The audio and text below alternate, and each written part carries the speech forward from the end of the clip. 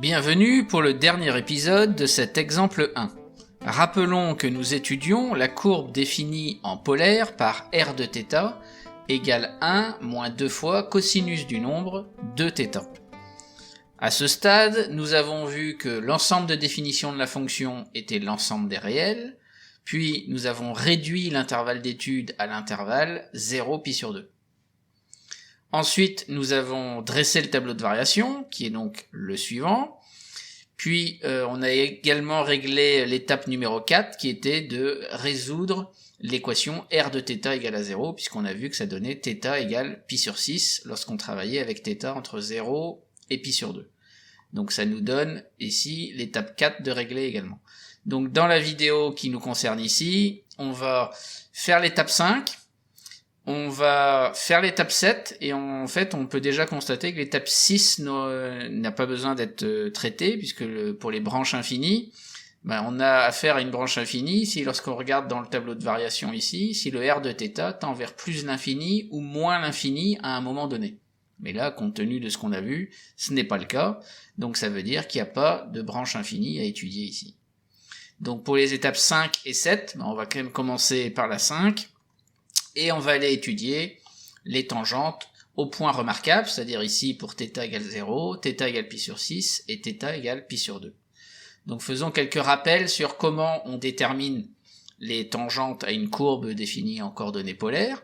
Donc on repart toujours de la définition là du vecteur OM de θ, qu'on préfère toujours noter OM, et donc on avait dit que ça vaut r de θ fois le vecteur U indice θ. Donc lorsque l'on cherche à déterminer des tangentes, il nous faut le vecteur dérivé de ce vecteur OM là, par rapport à la variable θ. Donc autrement dit, il nous faut le vecteur d de OM sur dθ. Donc compte tenu du vecteur OM, qu'il faut le voir ici comme un produit, la fonction, enfin l'expression r de θ multipliée par le vecteur U indice θ qui dépend de θ, il faut voir ça comme si on avait un produit à dériver. Donc du coup, pour dériver le produit, dérivé du premier morceau, ça fait r' de θ, multiplié donc par Uθ, enfin U indice θ, plus le premier morceau, r de θ, multiplié par la dérivée du deuxième morceau, c'est-à-dire d du vecteur, enfin la dérivée du vecteur U indice θ par rapport à θ. Donc maintenant la dérivée de Uθ par rapport à θ, on en a déjà parlé dans la vidéo qui présentait les coordonnées polaires, donc je vous invite à aller la revoir s'il y a besoin, mais en fait la dérivée de ce vecteur-là, c'est le vecteur qu'on appelle Vθ, et qui est ici sur le dessin, donc qui forme en fait avec Uθ, là, le Uθ Vθ, qui forme en fait une base orthonormale du plan défini, dans lequel on travaille. Donc, ceci étant dit, on va pouvoir donc dans un instant rappeler en fait comment on trouve les tangentes. Alors avant de passer à ça, faut quand même faire attention aux notations. Quand on a d de m sur dθ, donc on voit que c'est une expression qui dépend de θ. Et donc faut bien mettre la dépendance, cette dépendance en θ. Il faut bien faire attention, le entre parenthèses θ là, il n'est pas à mettre au numérateur si on veut, c'est vraiment en fait le vecteur qui est là calculé, le vecteur dérivé avec cette notation là peut-être un peu barbare, mais c'est quand même cette notation là, et c'est vraiment ce vecteur là calculé en θ. Puisqu'après on va faire, par exemple, quand on va remplacer θ par exemple par pi sur 4, ça veut dire que le θ qui est là, celui-ci aussi, celui-là et le dernier qui est là seront remplacés par pi sur 4. Donc rentrons un peu dans le détail pour la courbe qui nous intéresse ici. Si on veut, donc dans un premier temps, on va dans l'ordre s'intéresser à la tangente en m de 0, donc pour θ égale à 0, eh bien il faut savoir que si le vecteur dérivé de OM par rapport à θ calculé en 0, donc ici là le θ qui vaut 0, donc quand on va évaluer ce vecteur-là, s'il est différent du vecteur nul, eh bien la tangente va être dirigée par ce vecteur dérivé. Et si jamais ce vecteur-là est égal au vecteur nul, en fait la tangente est dirigée par le vecteur U indice 0, parce qu'ici on est en m de 0. Donc on va commencer par calculer le vecteur dérivé et déjà voir si c'est différent ou égal au vecteur nul. Donc pour ce calcul-là, comme on disait précédemment, le θ qui est là on le remplace par 0, donc partout aussi ici après. Donc on a r' de 0 fois U indice 0 plus r de 0 fois v0. Donc r' de 0 on le voit, on peut retrouver avec r de θ et r' de θ ici, mais on a déjà fait les calculs. Donc R' de 0, ça fait 0, et R de 0, ça fait moins 1. Donc on remplace ici, et ça fait moins 1 fois V0. Donc ça, c'est un vecteur qui est différent du vecteur nul, puisque de toute façon, le vecteur dérivé ici, il sera nul si à la fois le R' de θ vaut 0, et si le R de θ vaut 0. Donc ici, il y a un des deux qui vaut 0, mais pas l'autre, donc le vecteur est forcément différent du vecteur nul. Et donc c'est sûr que la tangente en m de 0, elle est dirigée par ce vecteur-là, donc moins 1 fois V0, donc moins V0. Donc voilà pour m de 0. Maintenant on s'intéresse à la tangente en m de pi sur 6. Donc même principe, si le vecteur dérivé calculé en θ égale pi sur 6 est différent du vecteur nul, on aura un vecteur qui dirige notre tangente. En revanche, si ce vecteur dérivé calculé en pi sur 6 est égal au vecteur nul, là en fait ce sera sûr que la tangente est dirigée par le vecteur u indice pi sur 6 puisqu'on est en m de pi sur 6. Donc on fait le calcul, on remplace en fait chaque élément. Donc là on sait qu'en pi sur 6, la valeur de r est nulle. Donc ici le r de pi sur 6 va faire 0, donc ça va dégager. Donc le vecteur v indice pi sur 6 là sera plus dans l'affaire. Il nous reste une composante selon u indice pi sur 6. Alors là on remplace dans r' de θ ici là. On remplace θ par pi sur 6, ça va nous faire du sinus pi sur 3 ici, qui vaut racine de 3 sur 2, multiplié par le 4 qui est devant, ça va nous faire 2 racine de 3 fois u indice pi sur 6. Donc comme ce vecteur-là, il est différent du vecteur nul, ça nous donne, c'est ce vecteur-là, qui est un vecteur qui dirige la tangente en m de pi sur 6. Mais on peut même affirmer que la tangente est dirigée par u indice pi sur 6, puisque peu importe, si on multiplie par un nombre réel, enfin une constante si on veut, forcément ce sera la même direction. Le vecteur 2 racine de 3 u indice pi sur 6, il a exactement la même direction que u indice pi sur 6. Donc ça sert à rien de traîner après le 2 racine de 3. Bon, et donc ça c'était pour les deux premiers points, donc il nous reste le troisième, m de pi sur 2. Donc même principe, on va calculer d de m sur dθ calculé en pi sur 2, on remplace ici dans la formule.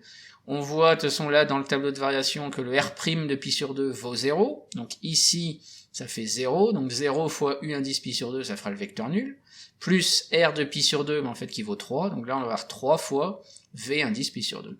Donc on a 3 fois ce vecteur là, qui est forcément différent du vecteur nul, et donc c'est sûr, la tangente est dirigée par 3 fois V indice pi sur 2. Mais c'est exactement la même direction que la direction donnée par V indice pi sur 2. Donc maintenant là, avec tout ça, on a quand même les tangentes, la direction des tangentes pour les 3 points remarquables qui intervenaient dans le tableau de variation. Donc là, on est en mesure d'aller tracer la courbe. Donc, quand on revient sur la courbe, qu'on avait déjà commencé à tracer à l'épisode 2, on avait déjà, à partir des coordonnées polaires des points, on avait déjà placé les 3 points. Donc maintenant, ce qu'il va falloir voir, c'est comment placer les tangentes. Donc on rappelle ce qu'on vient de trouver. Donc on commence par m de 0. On a dit que la tangente était dirigée par moins v indice 0. Donc pour commencer déjà, quand on est en m de 0, on va placer le vecteur u indice 0 et le vecteur v indice 0. Donc ils sont là par définition. Donc si la tangente en m de 0 est dirigée par moins v0, donc v0 il est là, moins v0 à l'opposé, et on fait comme on l'a fait pour les courbes paramétrées, on va faire partir le vecteur avec l'origine du vecteur, si on veut, au point considéré, puisque c'est là que la courbe va passer, donc c'est là qu'on va devoir placer la tangente, et savoir exactement comment passe la courbe. Donc ici, ça va nous donner ce vecteur-là. Ensuite, pour m de pi sur 6, on s'intéresse à u indice pi sur 6 et à v indice pi sur 6, qui sont là, puisque l'angle entre i et u indice pi sur 6, c'est pi sur 6. Et comme la tangente est dirigée par u indice pi sur 6, on l'a déjà, puisque m de pi sur 6, il est là à l'origine, donc la tangente, c'est donné par le vecteur qui est ici. Et enfin, pour m de pi sur 2, eh bien, u indice pi sur 2, il est là, v indice pi sur 2 est là, et comme la tangente est dirigée par v indice pi sur 2 pour le point m de pi sur 2 qui est là-haut, on va placer ce vecteur-là, ici, et ça va nous donner ici la direction de la tangente. Donc, finalement, on a nos 3 points, on a les 3 tangentes correspondantes, Donc maintenant, il reste plus qu'à aller regarder le tableau de variation pour aller tracer la courbe. Donc ce qu'il faut voir, c'est qu'on va partir de θ qui vaut 0, qui va aller vers pi sur 6. Donc ça veut dire ici, sur le dessin, on part en fait en gros du vecteur i, qui est u indice 0, et on va aller progressivement vers u indice pi sur 6, qui est ici encore tracé en noir.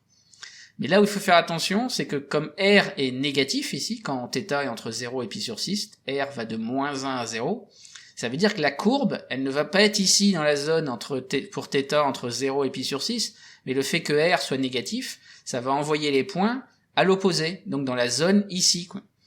Donc en gros, là, il faudra faire attention, et c'est normal, hein, puisque de toute façon qu'on se retrouve dans cette zone-là, puisque déjà le m de 0 est ici, mais il faut voir qu'en fait, on va être sous l'axe des abscisses, et quand on prolonge en fait le θ, enfin même ce vecteur-là, hein, qui correspond à θ égale pi sur 6, quand on le prolonge comme ça, là, ça décrit un secteur ici, entre la prolongation qu'on aurait là, ou le prolongement qu'on a là, et l'axe des abscisses qu'on a ici. Là, ça fait une zone dans laquelle va se trouver la courbe. Et donc ça va partir de m de 0, on va être dans cette zone-là, le r va prendre des valeurs là qui vont s'approcher de 0, donc, et puis qui petit à petit vont arriver vers m de pi sur 6, donc on va en fait s'approcher comme ça par en dessous vers m de pi sur 6, il faudra respecter la tangente, et par contre après quand on va être à θ qui vaut pi sur 6 et que ça va aller vers θ qui vaut pi sur 2, là le r il est positif, donc ça veut dire que on va forcément rester dans cette zone là. Donc on va rester dans cette zone là, et donc à partir de m de pi sur 6, on va aller rejoindre ici m de pi sur 2. Donc ça, c'était pour donner une idée de comment tracer la courbe, et notamment quand il n'y a pas un logiciel pour faire le tracé, ben, il faut bien comprendre tout ça. Mais là, pour fixer un peu les idées, enfin, et pour illustrer ça, on va montrer sur une illustration justement comment ça varie comme ça. Donc comme je disais, ici, on est dans la zone où le R est négatif, on arrive en m de pi sur 6, et là maintenant le R est positif, et on reste bien entre pi sur 6 et pi sur 2 ici, avec le R qui prend des valeurs de plus en plus grandes pour aller rejoindre m de pi sur 2 tout en haut. Et donc ça nous fait cette courbe-là. Donc maintenant qu'on a tracé cette courbe, donc on n'a qu'un morceau de la courbe hein, pour l'instant, puisqu'on n'a que les points m de θ, avec θ qui va de 0 à pi sur 2. Donc maintenant, on récupère les informations récoltées à l'épisode 1. On avait dit justement qu'on pouvait se contenter des points m de θ avec θ dans 0 pi sur 2, qui nous donne la courbe qu'on vient de tracer. Mais pour récupérer le reste, il faut d'abord faire la symétrie de cette courbe C2 là, par rapport à l'axe OX, donc l'axe des abscisses.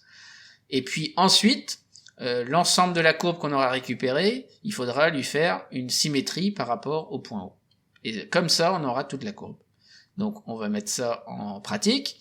Donc on a dit qu'il fallait faire la symétrie de la courbe orange ici par rapport à l'axe des abscisses. Donc ça nous donne la courbe verte qu'on a là. Et maintenant, l'ensemble de la courbe, à la fois la orange et la verte, il faut lui faire une symétrie, enfin toute la courbe, là, l'ensemble de la courbe va faire prendre la symétrie par rapport à l'origine. Et donc ça va nous donner ce qu'on vient de tracer ici en rouge. Et donc là, on a l'ensemble de la courbe qui était demandé au départ. Donc si on met pas toutes les mêmes couleurs là, on met ça dans une seule et même couleur, ça nous fait cette courbe-ci. Et voilà, cela termine cet exemple 1, et je vous dis à bientôt pour d'autres vidéos.